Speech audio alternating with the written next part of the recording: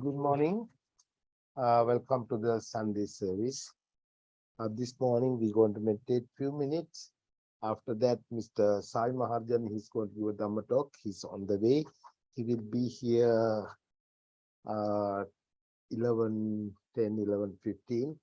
So we'll start meditation. So right now, Venerable Panjalok is going to lead the Metta meditation.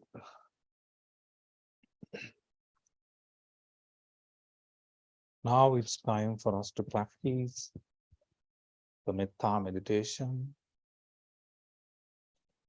Take a moment to relax yourself.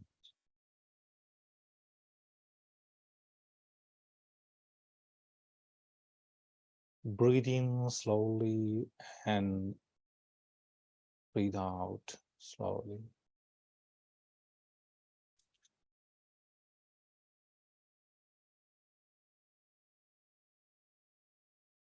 Experience the bliss of silence in the shrine room.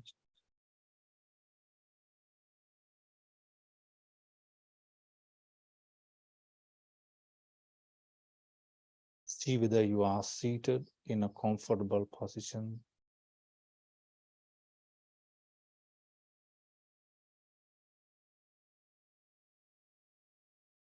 Relax a moment. And only if you are comfortable, close your eyes.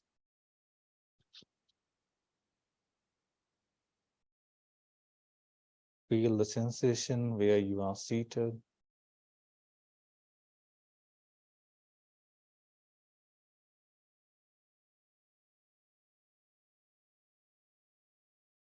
Breathe in and breathe out.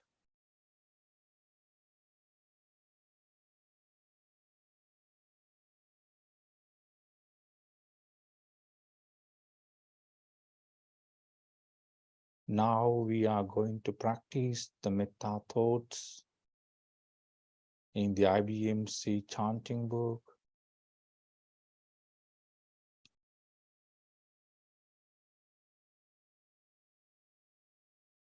Start practicing this loving kindness from yourself and spread it to the whole universe.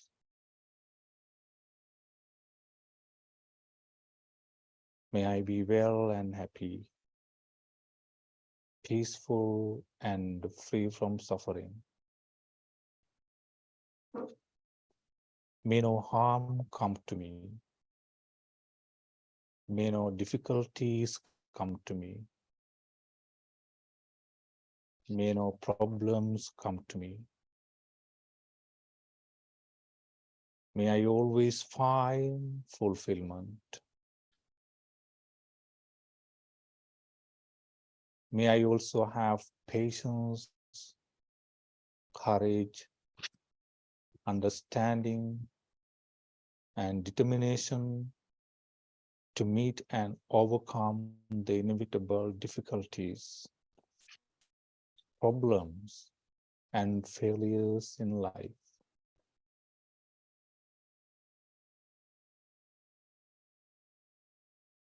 May my teachers,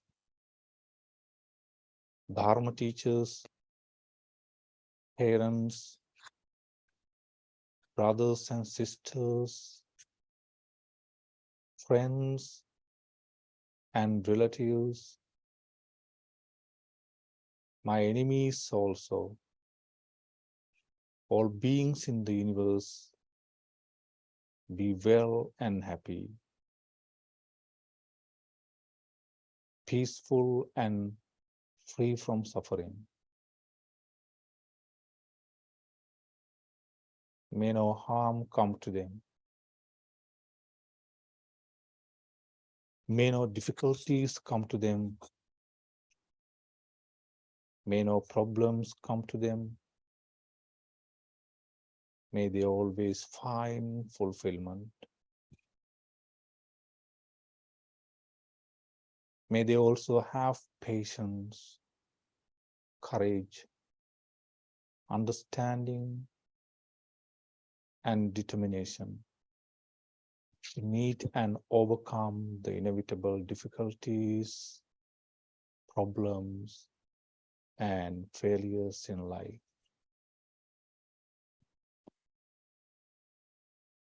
May all beings be well, happy, and peaceful. Like this, practice the metta thoughts. Practice these thoughts from yourself and then spread it to the whole universe. Stay in silence for a few more minutes. Once you hear the bell sound, you can stop the meditation just for now.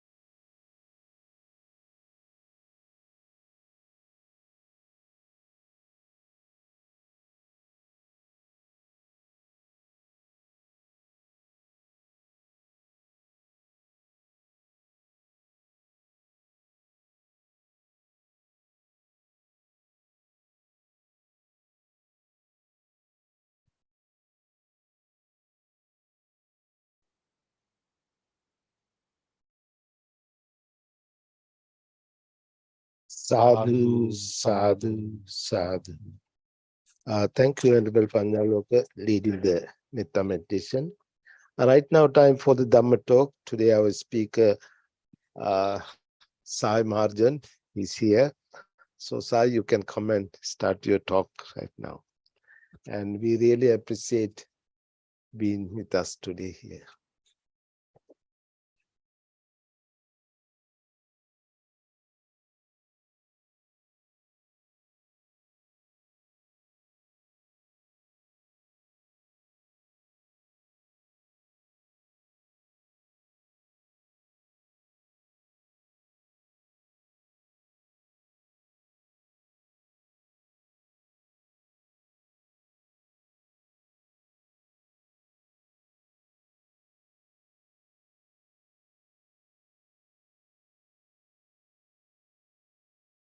Namo tassa bhagavato arahato samma sambuddhassa. Namo tassa bhagavato arahato samma sambuddhassa. Namo tassa bhagavato arahato samma sambuddhassa. Good morning, Venerable Sirs and their Dhamma friends. As usual, it's always a blessing to be here and share and talk about the teachings of the Buddha.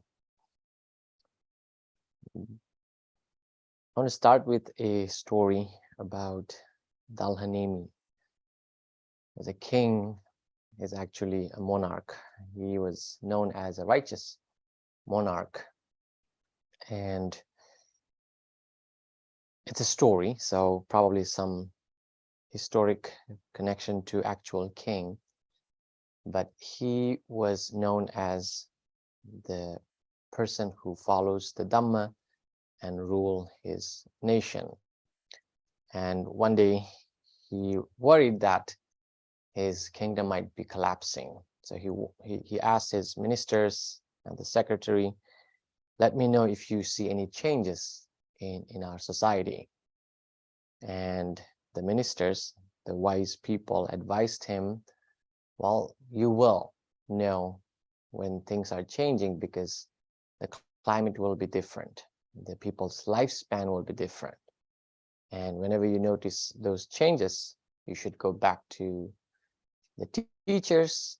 People ask the teachers what is wholesome, what is unwholesome. And also seek advice to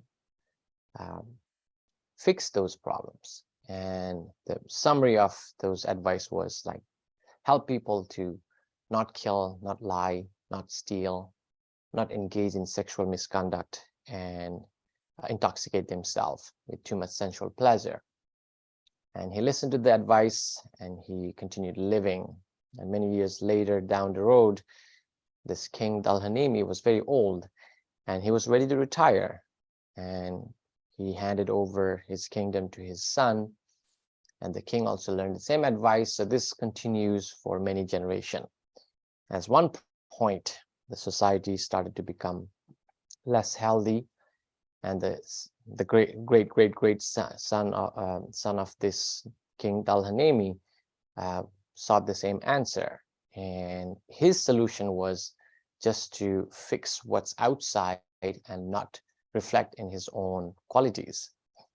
And what he did, it's a very long story. If you're interested, you can look into it. It's a sutta from Digha Nikaya called Chakravarti Sihanada Sutta. And he found that people are stealing now because they don't have much to protect, survive. So the king's men caught this guy and asked, why you're stealing? And the story goes, well, we don't have anything to eat, so I have to steal. And the king advised, okay, give this guy something to eat. And other people heard about it and they started stealing so they can get something from the king. And the king realized this is not going to work. We have to punish these guys who are stealing. So the king punished the theft. And other people in the village who learned that king is going to punish, they made weapons so they can loot the villagers. And when they were caught, they would lie. No, we didn't do this. And when they lied, and there are other group of people start to talk evil about these groups, no, they were lying. They're actually doing a lot of bad things. And then the gossip started, and the lying started, and people start to have a very different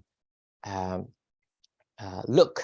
Some people became ugly, some people remain beautiful, and there's jealousy, and the jealousy continued. Then there's adultery. So the story is that how this misbehaviors start, right? Where people start lying, where they start killing, and it continues for a long time. The bottom line in this story is that people start to lose their lifespan. In the story, it says like 80,000 years. It's very hard to believe that human can live that long, but that story tells you 80,000 years of lifespan came down all the way to 10 years because of this misbehavior. It seemed little odd for us because we only know maybe 150, 120 is a maximum. Even the Buddha's time, there used to be monks who lived over 160 years. So in a grand scheme of this universe, things are possible. And the reason I wanted to share this story is the things that are happening around our society. The mass shooting all over the country. And I watch news, it breaks my heart, and my heart goes out to all those family members who lost their innocent family members due to the shooting and unnecessary violence. And what I see is that we try to use Buddha's teaching to advise, to reflect in our mindset. And when you think of why people engage in these kind of violence, well, it goes back to your mind. How do you take care of your mind matters. And in this sutta, very important teaching that Buddha has is Atta Deepa Bhava Bhikkhave Atta Sarana Ananya Sarana. Dhamma Deepa Bhava Bhikkhave Dhamma Sarana Ananya Sarana. Be the light to yourself, be the island to yourself, nothing else. Use the Dhamma as the island, Dhamma as the shelter, nothing else. And Buddha didn't even take in charge of the Dhamma. He asked, Dhamma is also my teacher. So there was no authority in Buddha himself. And that tradition continued for many years. And we, as the Buddha's followers, learners of Buddhism, we need to be mindful, what was his message?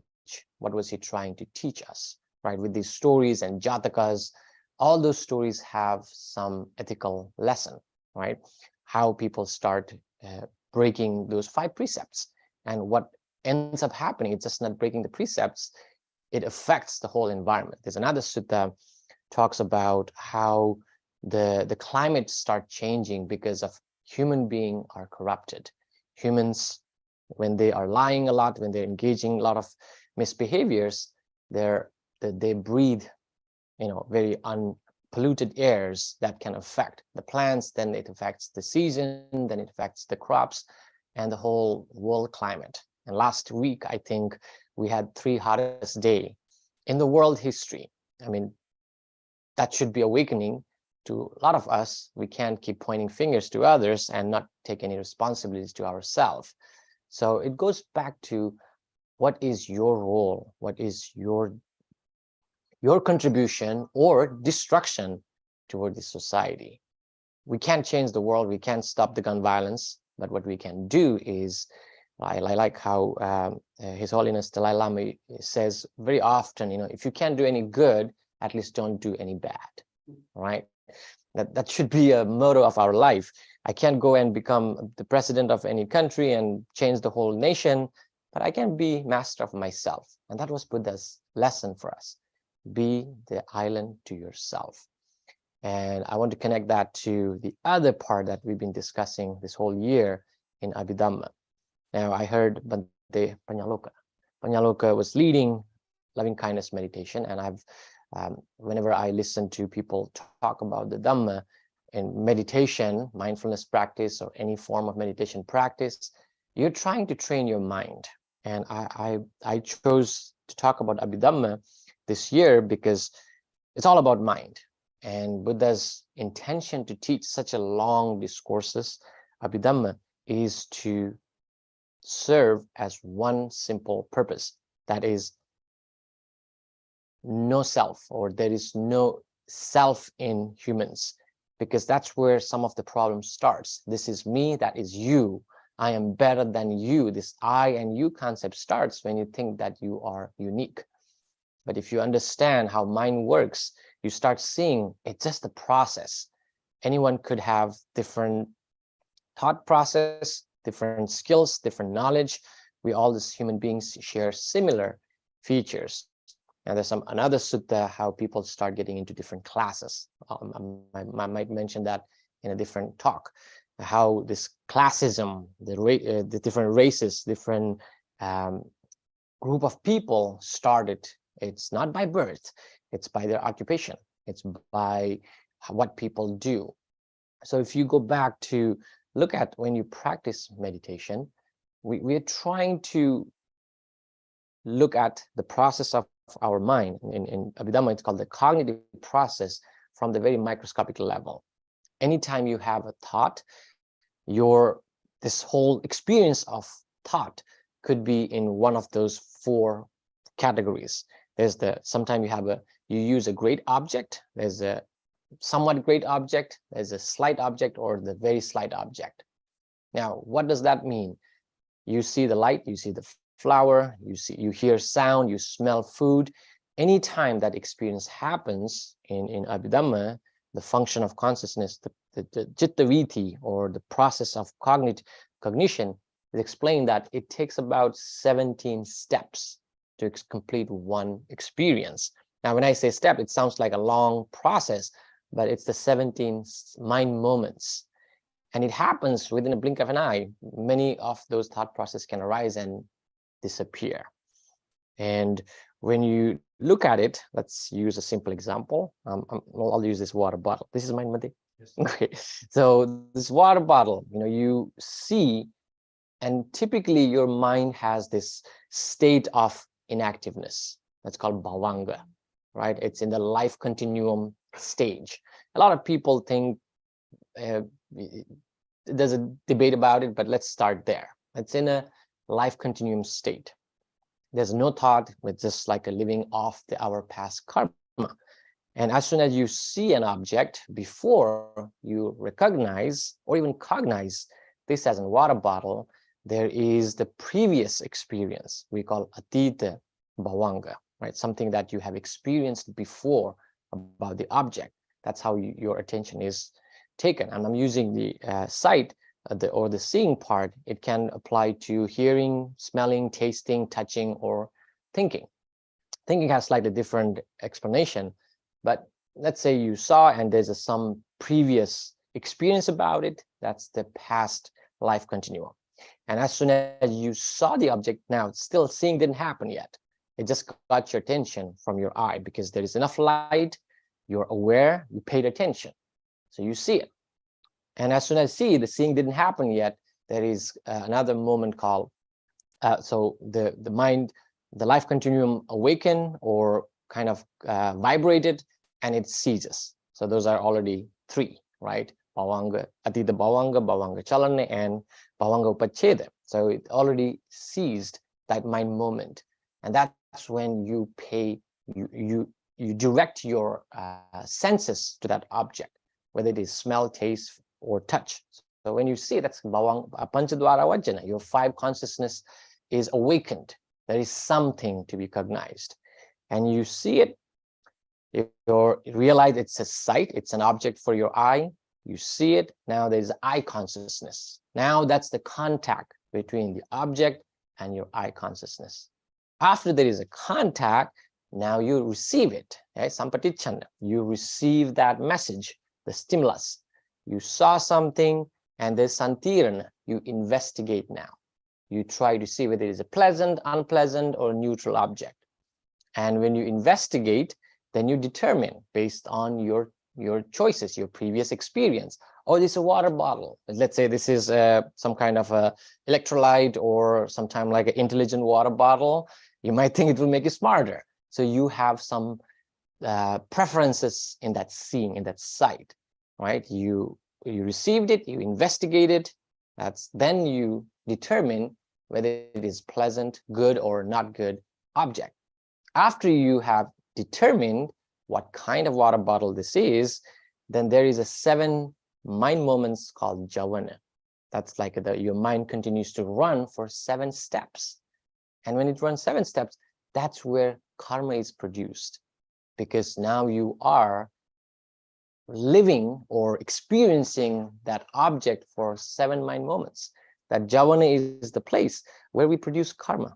That way, you have now desire for the water bottle, or you have some experience, it made you sick.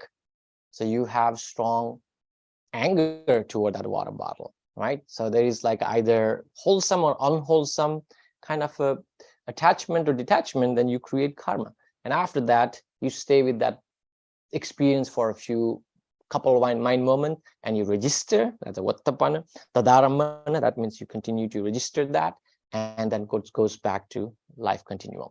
I know it's quite a steps to remember the reason I shared with you, and you can go back in the book that I referenced is the Comprehensive Manual of Abhidhamma. You can go back to probably, I think, between 120 and 160 pages, you will see this whole process explained. What I wanted to highlight is that when you practice meditation, you stop at the determination. You don't make karma. That is the main purpose of explaining this step. Let's say Bhante Panyaloka tells you, you're guiding the meditation, you're focusing attention to your breath, and you're focusing your attention to your thoughts. You try to generate, may I be well, happy, and peaceful. Now, anytime you say I, there's so much attachment to it. We all love ourselves, regardless how much you think that you don't. There's so much attachment to ourselves. As soon as you say, may I be well, happy, and peaceful, you are starting that process, that 17 mind moment process. You started with an idea, right? Your mind was in this life continuum moment. You have some connection to yourself, to the previous life continuum, and your life continuum is vibrated. That disappeared, and you directed your consciousness, your mind consciousness, to yourself. And you told yourself, I. So you took that as an object, and you recognize. So you received it, you investigated, and you determine I should be well, happy, and peaceful. It's a wholesome thought because it's free from hatred. It's free from, if it is free from attachment, free from illusion. So that is a wholesome mind moment. And you try not to cling to it. And that's where you stop at the determining that idea of loving kindness and not create new karmas. And you just stop at there, and you register that there, and you stop.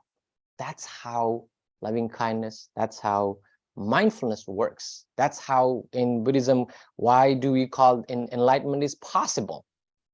If you understand the karma, how karma works, you will be in disbelief that like, I cannot stop making karmas. Why? Because we are constantly making hundreds of them every day. You see things you like, dislike, you react, right? You eat something you like, dislike, you react. You feel something, you hate it, you like it, even like you're sitting now, the posture you are sitting. We are constantly liking and disliking and pushing and pulling those feelings. That means we're constantly making karma all the time. And Buddha said, Kamma kayo nibbana. Well, you have to destroy all the present and the past karmas so you receive the enlightenment. How is it possible?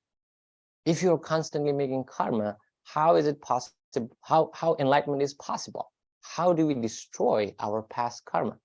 How do we destroy, or how do we not produce new ones? Right? That's the expression. I'm trying to think of the Pali. You get rid of the old karma, and you also not make new karmas. That's how enlightened ones are introduced. So somebody who's enlightened, Buddha says that he has reached the highest level of his mind. He's not making new karma anymore. Why? They are constantly mindful. And that mindfulness is to stop at that right before Javana Chitta to produce. And how does that work about for the past karmas? Well, I'll get that topic maybe next time in little detail about how karma works. Anytime you think of karma, think of them as like a sort of a battery. So that might be a better analogy. What is the popular battery brand? Duracell? Is it Duracell? I can't remember. So Duracell. Thank you, Steve. So Duracell, it has a lifespan, right? You use it or don't use it, it will run out of its energy.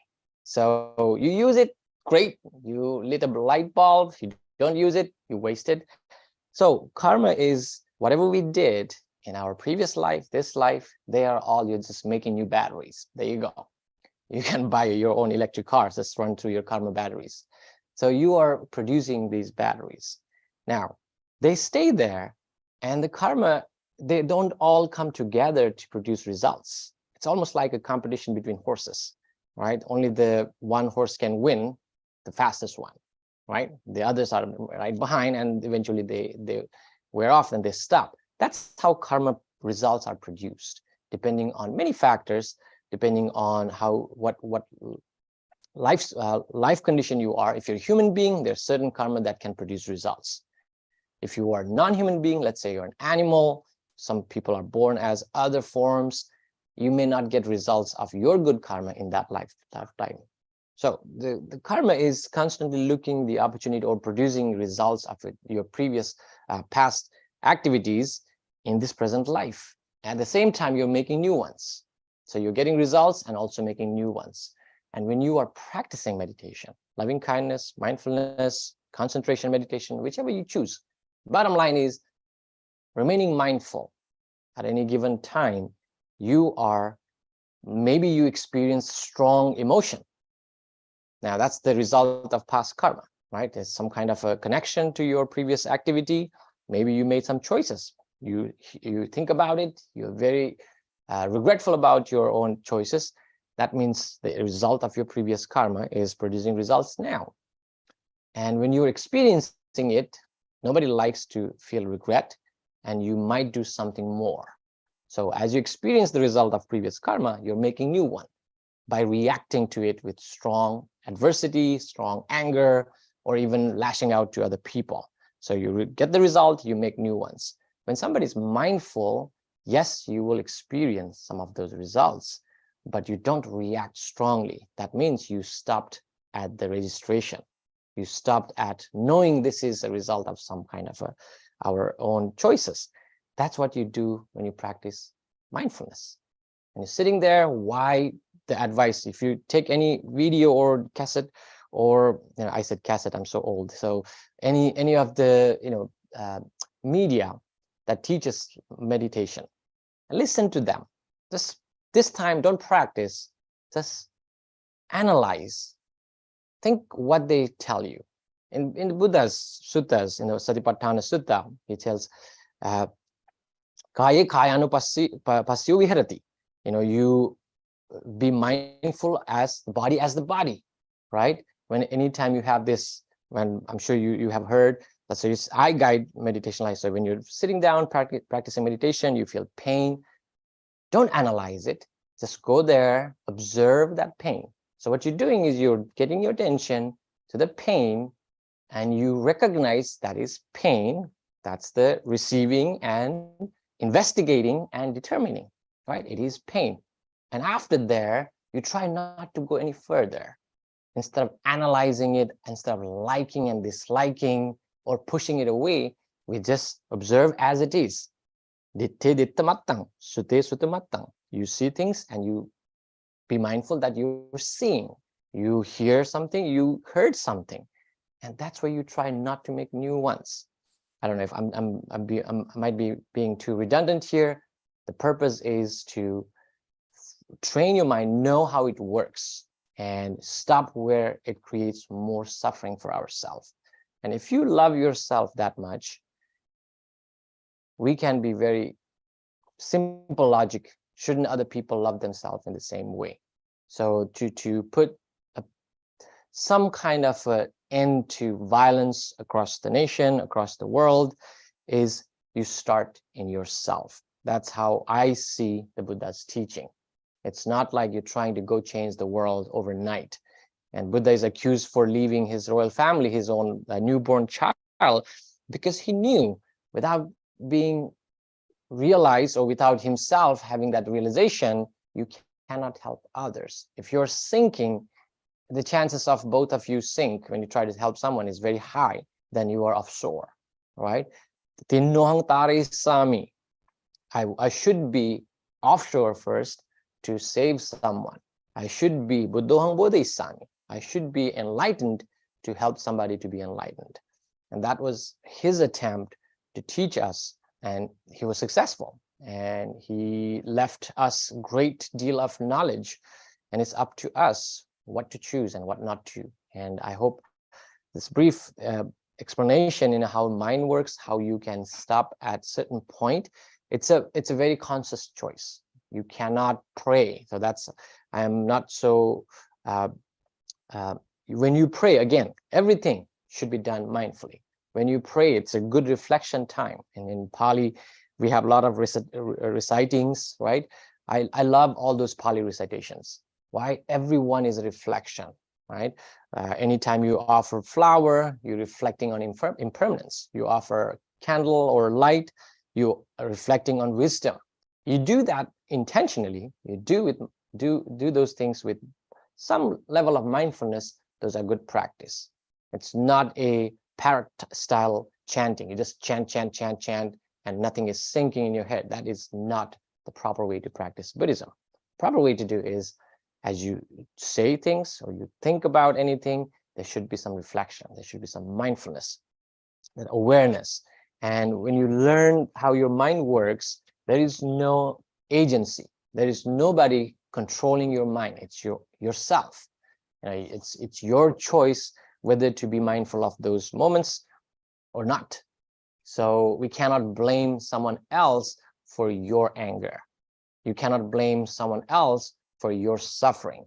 You should take that responsibility because you are in charge of it. Whatever comes to your mind, do you want to feed this with more fire, or do you want to reflect and not extinguish this fire?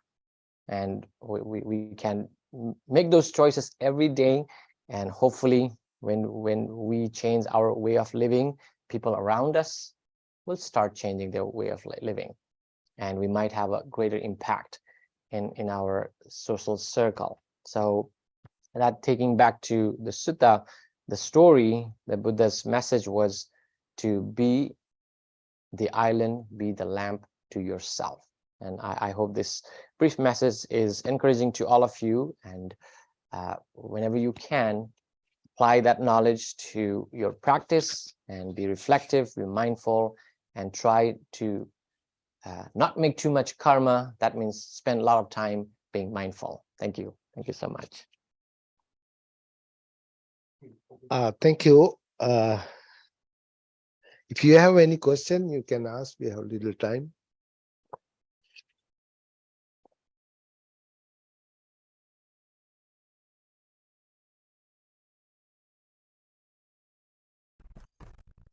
Not so much a question, but just thank you for the wonderful Dharma talk this morning. Was it John? This is Drew. Oh, thank you, Drew. Oh, thank you too. This is John. Oh, there you are. I was waiting. Sorry, I had to see my family this morning. I couldn't come in. I'm glad you're coming in person though. I'm going to start coming on your sessions too. Yes. I promised Bante I'll drive here once a month. So Look forward to meeting you in person. sounds good, John. Thank you.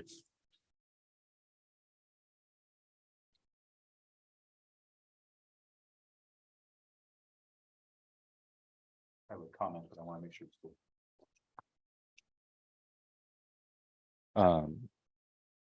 I was really glad to hear you emphasize that when we see all the world's problems, we can kind of, feel helpless, like powerless.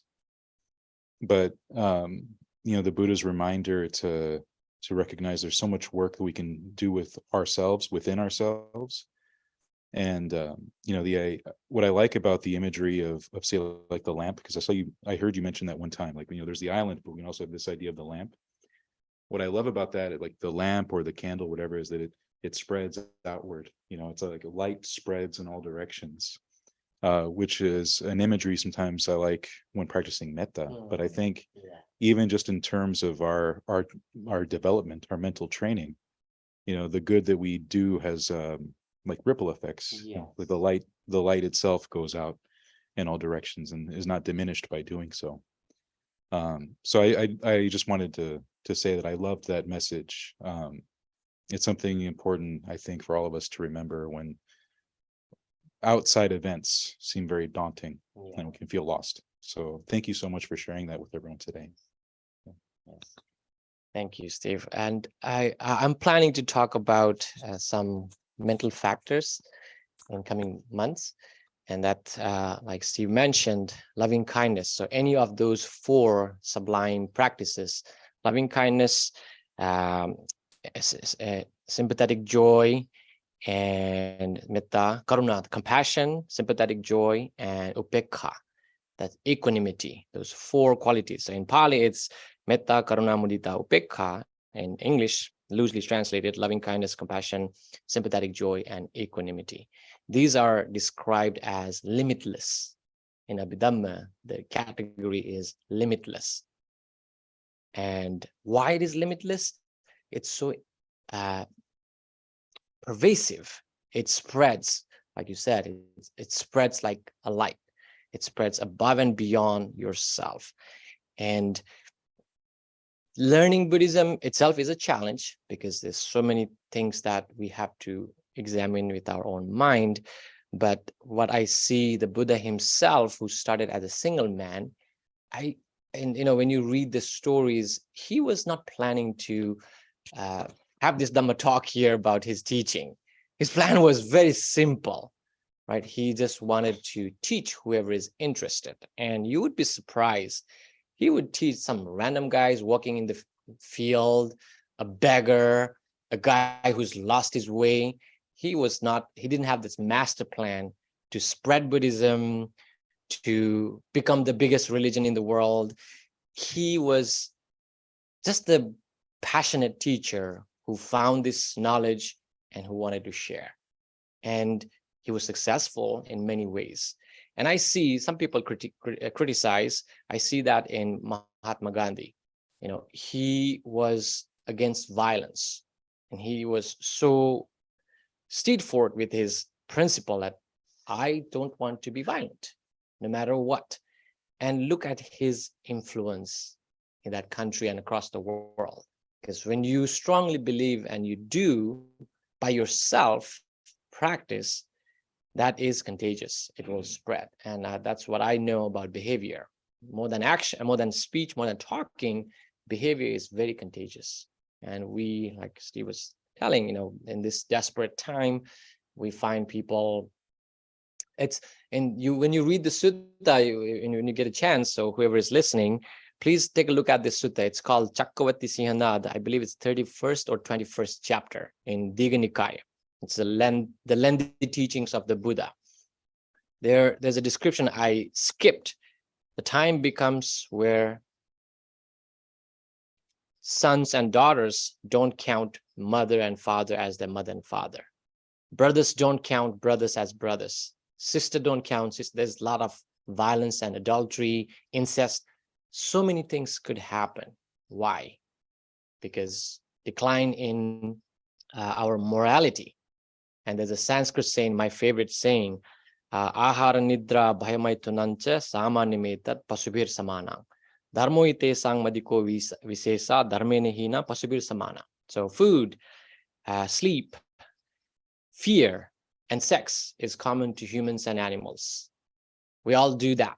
We all engage in those 4 activities, more or less.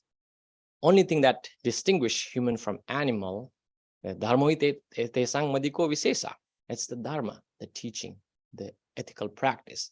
And in Buddhism, when you say dharma, the 2 very simple principles, hiri and ottappa, fear Hiri is the shame to engage in wrong behaviors, and Ottappa is fear to engage in wrong behavior. When you drop those two things, which is also called the world governing principles, fear and shame to engage in wrong behavior, when you drop those two things, we are no different than animals. And that's what we see sometime, just like I don't know much about animal world. I don't know even animals kill for sport, like people we see in our days. Animals don't have access to weapons. They just have the natural weapons, but things we see that the killing because of for the name of race, name of ethnicity, name of power, it's just, we are worse than animals in those situations.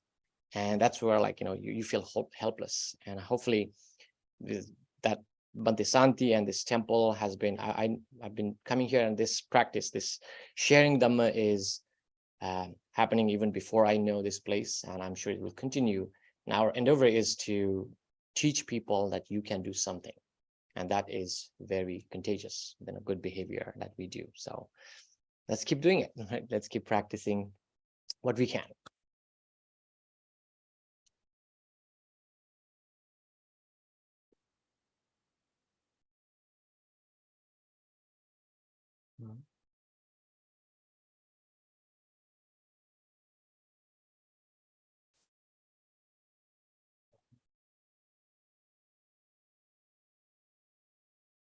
Thank you, Mr. Sai. Something hit my mind about the karma. As you mentioned a little bit about that earlier. Not only when I come here, the people talk about, oh, there's a karma. That means mostly the bad karma. Something bad happened because what you did in the past, not only in the West, but also in the East, in Vietnam. A lot of people say the same thing too. But is it any way we can change our karma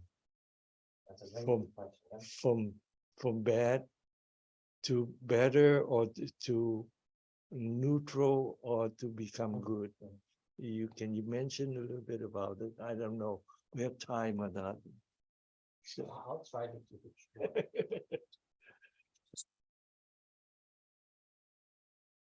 short. Simple answer is yes. Otherwise, we wouldn't be doing this if we can't change our karma. However, there's some limitation.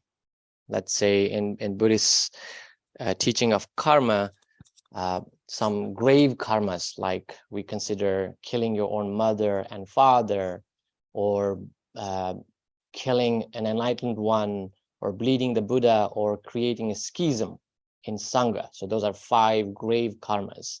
If somebody has engaged in one of those karmas, then it's really hard to escape. The consequence is very dire, and it's not so easy to escape. Besides that, there are actually, I think I might have spoke about this in previous talks, there are 4 ways you can change your karma. Whatever you've done in the past, it's possible. And karma is, it's dynamic. It's like I said, the horse race between horses. Let's say I'm not going to say white and black. That's little not good. So I'll use green and blue. Let's say blue is the good karma, and the green is the bad karma, right? There's always one winning. That means you're getting the result of one or the other. Now, depending on what you feed, one of them will run faster. So there are 4 things you can feed. There are 4 things you can change that changes karma. Some of them by your own effort, some of them by the way you are. So one of them is gati sampatti. So you're born as human, you have a lot of opportunities. So that is one benefit. Being human itself is a way to change karma. So that's one. I'll keep it simple and short.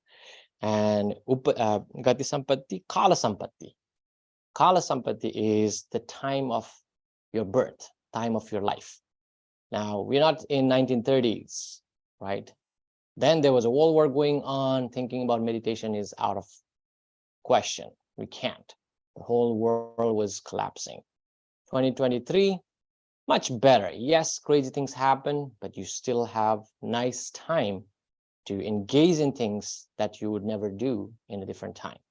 So the birth itself, the time itself could be the benefit or the opportunity to change karma, right? The third one is upadi. That means your appearance.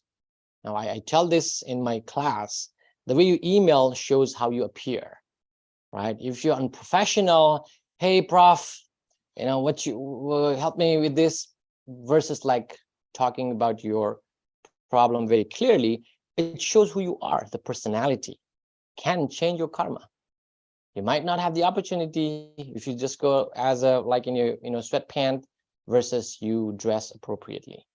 You might have better opportunity if you speak with some professionalism versus you just like talking coming out of nowhere. So the personality, so time, the life itself, the time, and the personality. And the fourth one is a very important one, effort. That's called upadi sampatti, payoga sampatti. Payoga is your effort to change. And there are a lot of stories in Sri Lanka, in Buddhist history. People change their karma by effort. I know one president in Sri Lanka, maybe not true, but it's a good story to share. He was told by astronomy, as the guys who predict future. Astrologist, yeah. Astrologist told, you will live only up to 40 years. This is Premadas's story. So he's a well-known president, and he was told that you don't have a long lifespan. And he thought, what can I do? He went to temples and he went to monks to seek advice. How can I live longer? Because my astrologist told me I have a short lifespan. And one wise monk advised him, Aramaropa, Vanaropa, Yejana Setu Karaka. Oh, build temples, build cottages, build places for people that will help many generations, and that will change your lifespan, your karma. And he took it seriously, and he has created a bunch of buildings in Sri Lanka that is still considered very important places for governments. So I'm not sure whether he changed his karma, but he did live a little longer than 40s.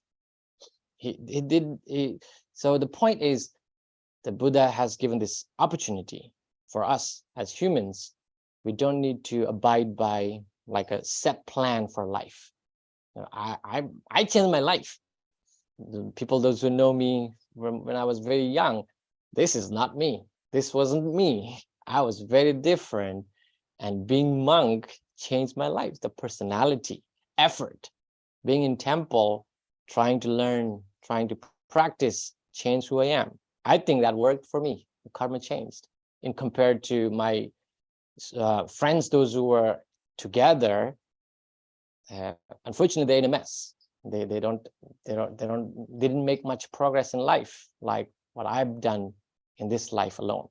So those four things: being human, the time of your birth, your personality, the way you present, and effort. Those things can change your karma.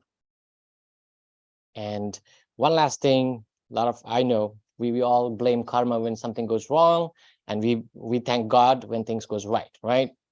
So bad karma human did, good karma God did.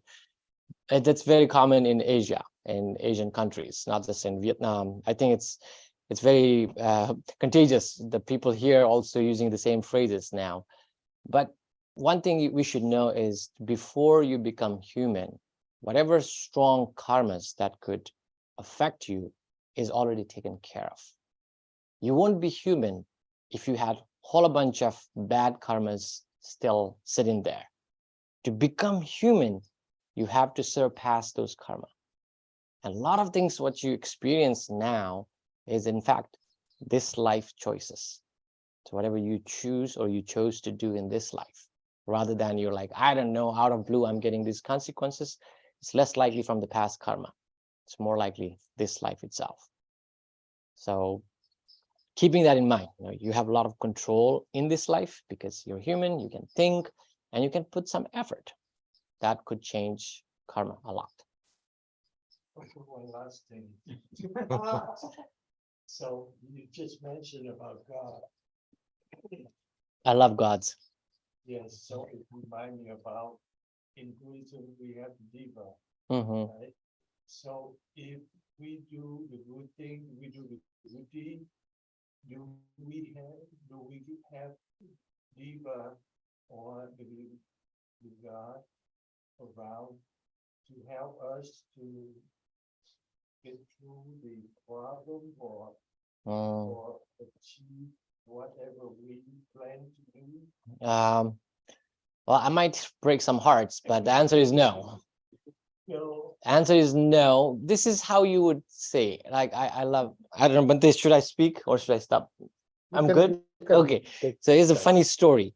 Think of us being gods and dogs being human. Let's put that away. Okay. We're gods, dogs are human. Now they look up to us, right? Because they see, oh, these are great gods. Like here comes the so-and-so god. Now they will bring you their favorite food, like we do to the god. Look at the plates there. We put oranges there, right? Because we love oranges, and we put orange. We put apple, bananas. And dogs, they love bones. They love raw meat, and they'll bring it to you to offer. Do you like them as humans? What do you think? Do you appreciate what they bring to you? And they might be praying for something. I love that bitch down the street. Can you hook me up with that bitch? I'm being a little sarcastic here. You don't care. You don't understand the language. You don't care their food because that's disgusting. Don't bring me bones because I don't eat those. Now, that's what we do to gods. We think they love to eat orange and mangoes. We think they love incense and lights, and we lit them all the time. What if they can't even breathe? Because we do those things. And you pray for things just like the dog did. We don't care who that dog is after because that's annoying. So is the God. We try to please them the way we get pleased. And we think we're making connections. That's called wrong view. Because in Buddhism, we have a lot of gods. This is how it works. Now, gods, the one who we talk in Buddhism is the one who also are righteous. Just like humans, there are righteous gods, there are not righteous gods. And we have belief, I believe in gods in a way that who is the Buddha's listeners. So there are a lot of gods visited the Buddha because they cared about Dhamma. They cared about world. And what they care about is not the praise and prayers. They cared about the way you live, the way you change your life, the way you follow the Dhamma. When you do that, that's why we say Dhammo have rakkati dhammachari. You will be protected by your action.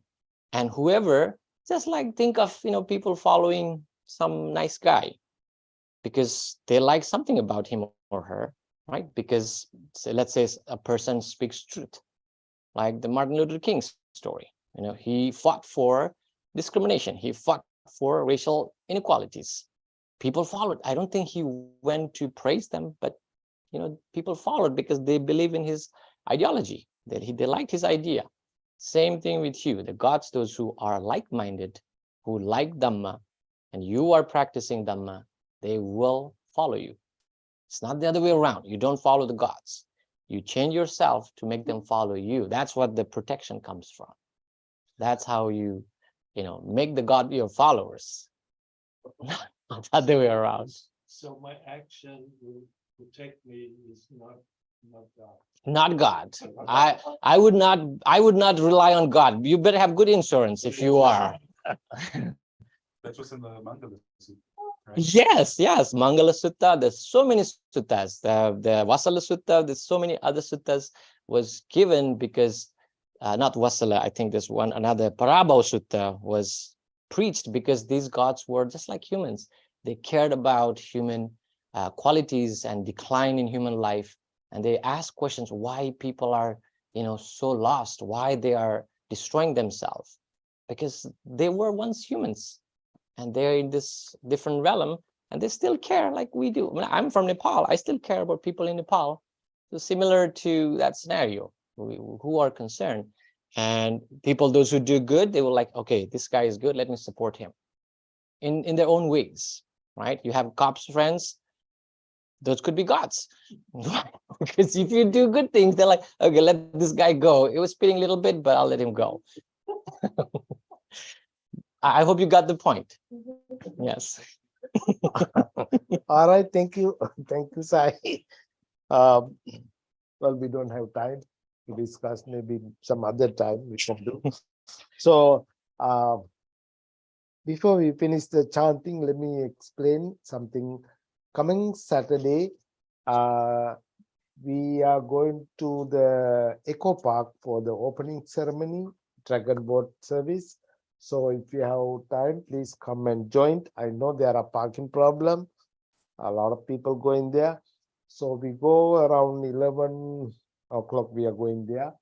We do have one parking space reserved for us. So please, if you have time, come and join. The coming Sunday, which is 16, Stephen is going to give a Dhamma talk, Stephen. So actually, lot of festival, Saturday and Sunday, both 15 and 16, both day between 12 to 8 o'clock, I believe, both day. But we only go in the Saturday. So we will chant right now the page 4 and page 10. Namo tassa bhagavato arahato samma sambuddhassa. Namo tassa bhagavato arahato sambuddhassa. Namo tassa bhagavato arahato samma sambuddhassa. Buddham saranam gacchami. Dhammam saranam gacchami. Sangham saranam gacchami. Sentient beings are numberless.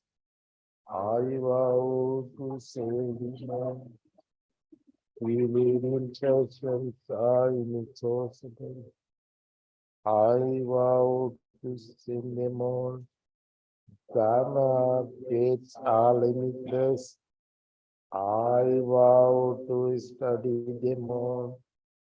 Buddha's way is I vow to attain. May suffering ones be suffering free, and the fears of jealousy. May the clearing shadow be, and the sick find healthy.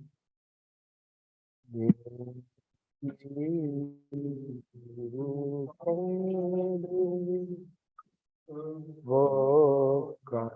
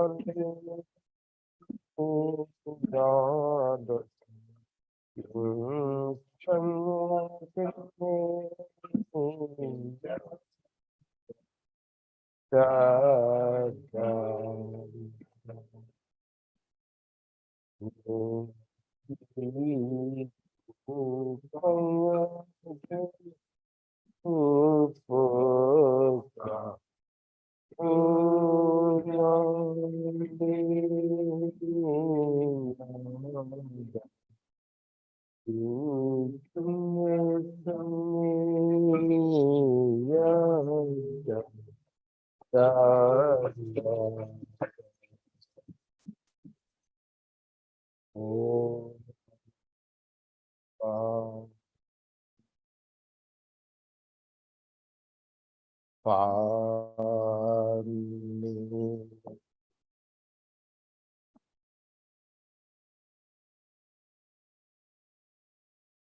Thank you again for everybody. Thank you, Mr. Sai. We have tea and cookies. Yes, we have tea and cookies. Our temple is open. Please come and join with us. We have limited parking also. So I hope next Saturday maybe we'll see you somebody in the Eco Park sometime. I'm not sure. If not, we will see in the Sunday. Again, thanks for everybody being with us. By the power of the Buddha, Dhamma, and the Sangha, you all be well and happy. Sadhu, sadhu, sadhu.